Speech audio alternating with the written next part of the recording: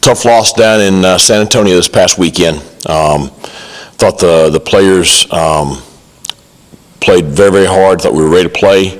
Thought we came out with a lot of energy. Came out and did some really good things there, especially offensively early in the ball game. And against a very, very good team, kind of had a back and forth ball game for much of the day. And, you look back at it, just really pleased with the effort of the players. Thought, the 4 explosive plays we gave up defensively were obviously ones that we have not been giving up and ones that we should make the play. And, those were big. I thought that, just a few plays here or there. We had 2 trips deep in UTSA territory that we came away with no points, and you got to convert those into points against a quality opponent. But our guys gave us a chance to win. We weren't able to get that done, but I think we faced a very good opponent, and they've got a lot left of the season to play for. And so the kids are excited about the matchup this week. They were fantastic on Sunday, very motivated, glad to be back at home in Daddy Ficklin Stadium. Obviously a challenging opponent in a 7-1 Tulane, ranked in the top 25. Veteran quarterback, Michael Pratt, veteran defense, veteran offense, quality football team we're facing. So the guys are excited about the matchup. Looking forward to game day, looking forward to getting back out on the field today to have a solid Tuesday in preparation to play very, very well this weekend. So, questions?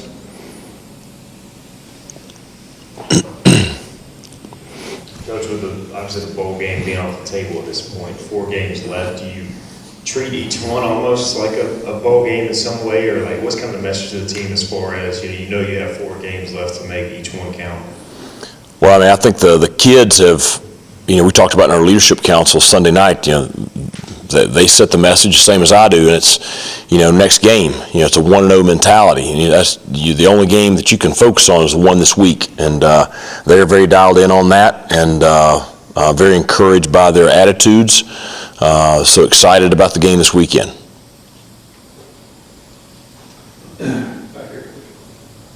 Coach, when you see your offense make some big plays like they did in this game, obviously it gives you hope that maybe the light's coming on and maybe they can grow from that. Did you see that when you guys got back together, when you guys looked at the tape, that kind of thing? Well, I thought we saw us, gel and play together better this past weekend. Obviously, got some more consistent play from our offensive front. Got some more consistent play from our wide receivers.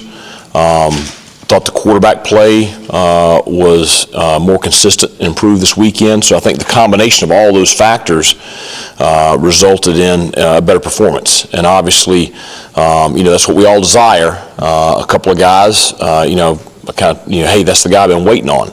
And they have too. So I think that the positive result is that should give those guys some confidence and want to really build on that going into this weekend.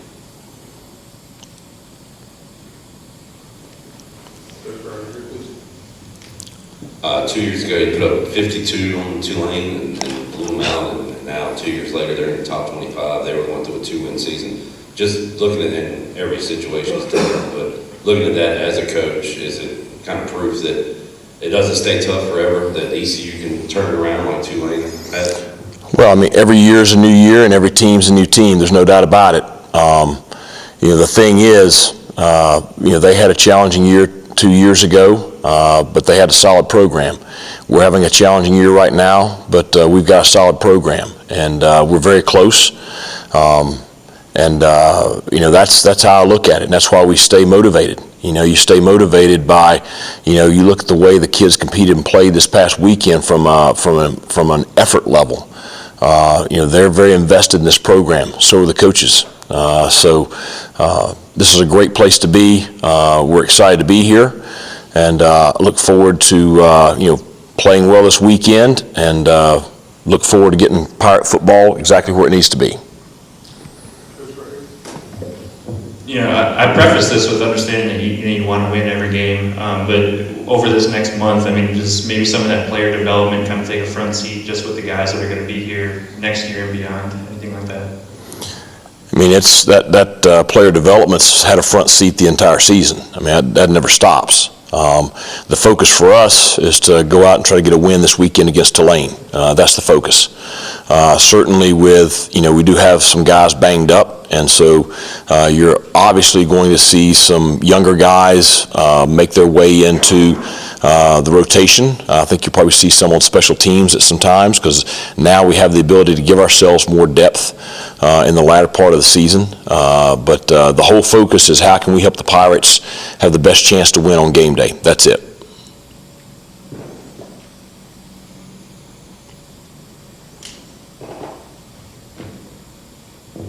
Coach, this may be more of a, I don't know, end-of-year question, but with you guys going through what you're going through right now, do you feel like it could be something to open fans' eyes to the NIL, just how much college football is changing, and just kind of the need to invest in that standpoint, because there are other teams in the league that have invested, and some of that maybe shows at times as well. Well, I think that the landscape of college football has changed drastically in the last 2 years. We talked about it this time last year, and I beat that drum pretty loudly at the end of the year last year and all through the winter. The thing is, you do have a lot of teams in this league that have invested heavily, and when I say teams, I mean really the people surrounding those teams have invested heavily in name and image likeness. We're thankful for the name and image likeness endorsements that our student athletes do enjoy here at East Carolina University. Very thankful for Team Boneyard and what they've been able to do. And I would just encourage everyone to take a good look at where support is needed for those student athletes, and to continue to invest in the program. Obviously, it makes a huge difference, and I think that you can probably get some guys to do some research just on the different investment levels of different programs throughout our conference and throughout our division, and see where everything stacks up.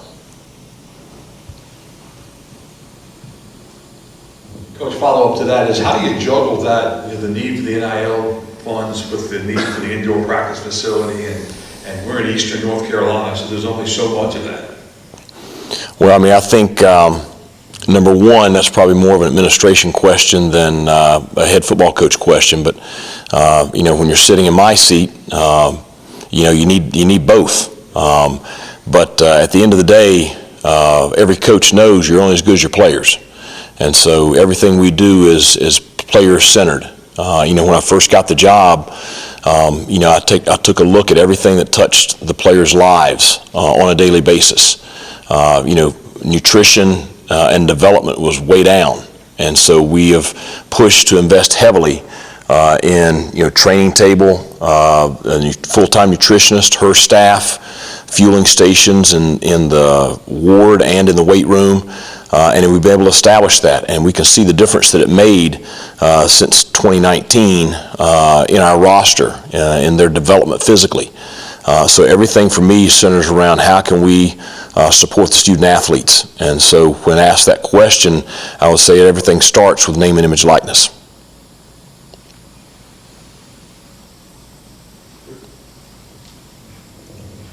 Coach, your team could have easily rolled over after that Charlotte game, but they played with more heart in this past game, maybe than they have played all year. That speaks a lot about you and your staff, but also that's something you probably identify in those kids when you're recruiting them. What do you use to kind of identify a kid that's going to play with that much heart and character when going against stuff? Well, I think it says a lot about our student athletes. That's what I think it says a lot about.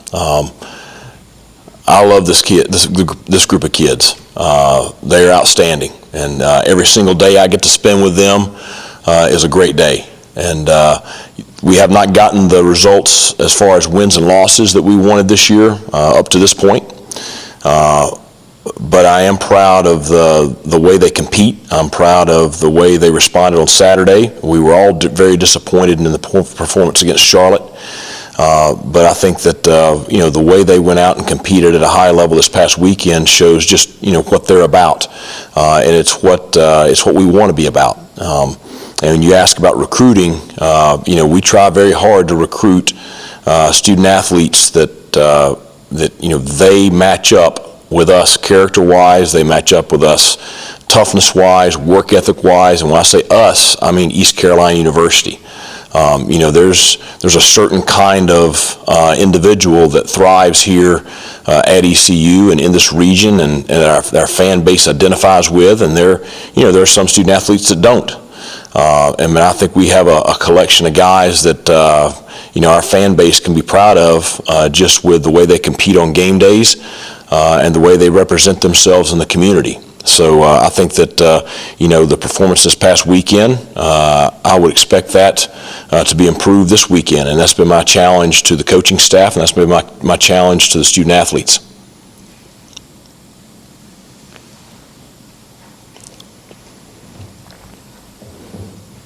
Coach, it was a really hard-fought, tough game last year. Yep. Down at Tulane. What did you learn about their defense and also about Michael Pratt as you get ready to face them this week? Well, I think we've known who Michael Pratt is since 2020, and he's one of the top quarterbacks in the country.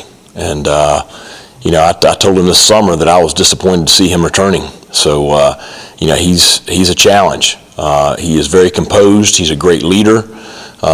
He is a guy that makes great decisions in the pocket. Does a good job making plays with his legs. Throws the ball downfield with accuracy, probably as well as anybody in this league.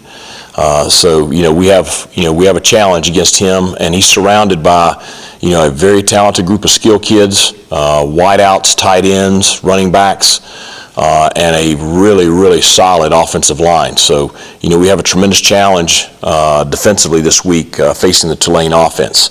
I think their defense they're a little bit different this year. There's still some similarities to last year, but they have a new coordinator who we've known for a long time, and he's a top-notch coordinator. And so they're doing a few things a little bit different, but still, when I look at them, and I can say this really about all three phases, you don't see weaknesses. You see a very solid football team. You see a solid defense. They're going to make you work for what you get, and so that's the challenge for us. But you're facing 7-1 football team with their lone loss being to Ole Miss, and that was a close loss.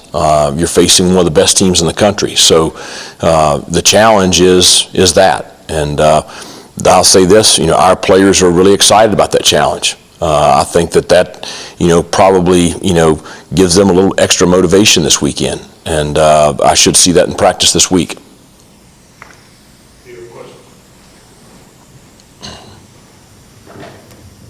Coach, we saw JV's mom miss last week. Just an update on his status and the overall health of the team going forward. I know a couple guys have been confirmed out for the season. Well, we're week 10, so there's bumps and bruises, no doubt. That's just the way it goes with the sport. Javius will practice today, so we'll see how he goes throughout the week. We've been cautious with bringing him back too quick, just because you don't want a relapse there with a hamstring strain. So we'll see how he does throughout the week as far as his availability for Saturday. Coach Jeremy Lewis, he just had a really solid season. We Yep. maybe haven't talked about him enough, and just has gotten better each year. As a senior, what type of season you feel he's putting together? Well, he and I talked Sunday evening, and I just told him I think he's playing the best ball of his career right now. And you look at him last year; he's a really good player last year. But I mean, really now he's playing with confidence. He's playing with a guy that when you watch him, hey, that's an experienced football player. He's a smart football player. He sees things naturally and plays naturally. Has a great motor, great intensity. He's playing all over the place for us, and that's by design. So he's having a great senior season. My only cautions to him, and I've told him this, is just don't try to do too much. Make sure you stay within, the parameters of the scheme, because when he has got himself in trouble this year, it's when he tries to make plays that aren't his to make, and most times that results in a big play for the offense. And I thought he did a better job of that last weekend. And so he's having the kind of senior year you had hoped he would have, and I know he's excited for this week to continue to build on that.